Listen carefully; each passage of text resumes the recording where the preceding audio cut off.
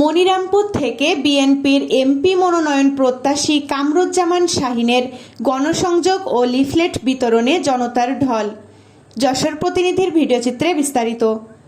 আগামী জাতীয় সংসদ নির্বাচনে যশোর ৫ মনিরামপুর আসনে বিএনপি সমর্থিত সম্ভাব্য এমপি প্রার্থী যশোর জেলা বিএনপির সাবেক সহসভাপতি, মনিরামপুর উপজেলা বিএনপির সাবেক সভাপতি, সাবেক উপজেলা চেয়ারম্যান ও চালুয়াহাটি ইউনিয়ন পরিষদের সাবেক বারবার নির্বাচিত চেয়ারম্যান মরহুম আলহাজ মোহাম্মদ মুসার জ্যেষ্ঠ পুত্র, চালুয়াহাটি ইউনিয়ন বিএনপির সভাপতি, বিশিষ্ট সমাজসেবক মোহাম্মদ কামরুজ্জামান শাহীন মানুষের ভালোবাসায় সিক্ত হয়েছেন।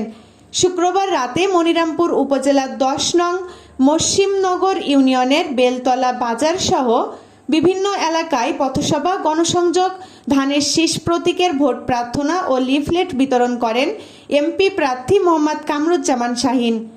এ সময় কর্মী সমর্থক সহ সাধারণ মানুষের ভালোবাসায় সিক্ত হন তিনি। গণসংযোগ ও লিফলেট বিতরণকালে এমপি প্রার্থী কামরুজ্জামান শাহীন বলেন, দল যদি আমার রাজনৈতিক, সামাজিক, পারিবারিক সহ সকল অবস্থান বিবেচনা করেন তাহলে আমার বিশ্বাস আমাকেই দলীয়ভাবে মনোনীত করবে বলে আমি আশাবাদী। তাছাড়া মনিরামপুর উপজেলাবাসী মানুষে আমাকে এমপি পদে দেখতে চান, তাই মানুষের প্রত্যাশাকে প্রাধান্য দিতে এবং কাঙ্ক্ষিত উন্নয়ন সততার সাথে নিশ্চিত করতে আমি প্রার্থী হয়েছি। বাকিটা নির্ভর করছে দল ও মানুষের হাতে। এতে জনসাধারণের ব্যাপক সাড়া পাচ্ছি। আসন্ন জাতীয় সংসদ নির্বাচনে ধানের শীষের নিরঙ্কুশ বিজয়ের মধ্য দিয়ে বিএনপির ভারপ্রাপ্ত চেয়ারম্যান তারেক রহমান ও বিএনপির খুলনা বিভাগীয় সাংগঠনিক সম্পাদক অনিন্দ ইসলাম অমিতের নেতৃত্বে আগামীর সুখী, সমৃদ্ধশালী ও স্বনির্ভর গণতান্ত্রিক বাংলাদেশ বিনির্মাণ করা হবে। সাধারণ ভোটাররা জানান, জাতীয় সংসদে মরহুম আলহাজ মোহাম্মদ মুসার জ্যেষ্ঠ পুত্র কামরুজ্জামান শাহীনকে আগামী জাতীয় সংসদ নির্বাচনে দলীয় মনোনয়ন দিলে যে কোনো দলের প্রার্থীর সাথে প্রতিদ্বন্দ্বিতা করে বিপুল ভোটে বিজয়ী হবেন। মনিরামপুরের সাধারণ জনগণের জন্য নিরাপদ ও আস্থার জায়গা এখন একজনই, সে হলেন কামরুজ্জামান শাহীন। শাহীনকে এমপি হিসাবে মনিরামপুর দেখতে চাই এবং আগামী দিন যাতে সে তারেক রহমানের কাছে একটি আবেদন, সেজন্য আমাদের প্রিয় নেতা মনিরামপুর থানার ধানের শীষকে বাঁচানোর জন্য একমাত্র শাহীনকে উত্তরসূরি হিসাবে। তারা আরও বলেন, কামরুজ্জামান শাহীনের পক্ষে প্রতিটি গণসংযোগ ও পথসভা সহ রাজনৈতিক যে কোনো কর্মকাণ্ডে জনতার যেন ঢল নেমে আসে। তার ডাকে জনগণের স্বতঃস্ফূর্ত উপস্থিতি নজির সৃষ্টি করছে।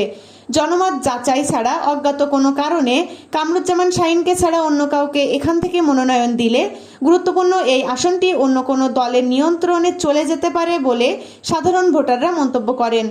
তাদের বিশ্বাস, বিভিন্ন গোয়েন্দা সংস্থা ও মাঠ পর্যায়ের জনমত জরিপ করার পরেই মনোনয়ন দিবেন মনোনয়ন নির্বাচক মণ্ডলী ও নীতি নির্ধারক পর্যায়ের নেতৃবৃন্দ। তা না হলে এই আসনটি ফিরে পেতে কঠিন হতে পারে বলে সাধারণ কর্মী সমর্থক সহ ভোটাররা মনে করছেন।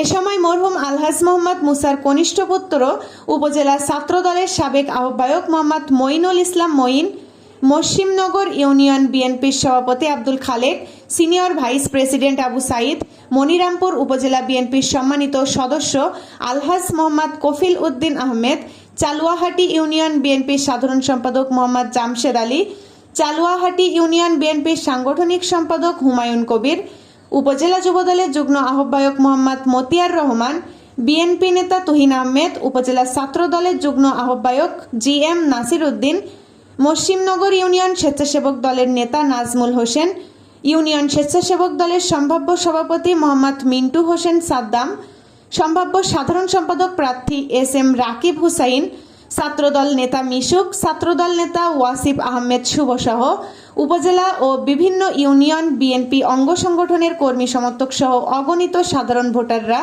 বিপুল সংখ্যক নেতাকর্মী গণসংযোগে অংশ নেন। AB news desk report.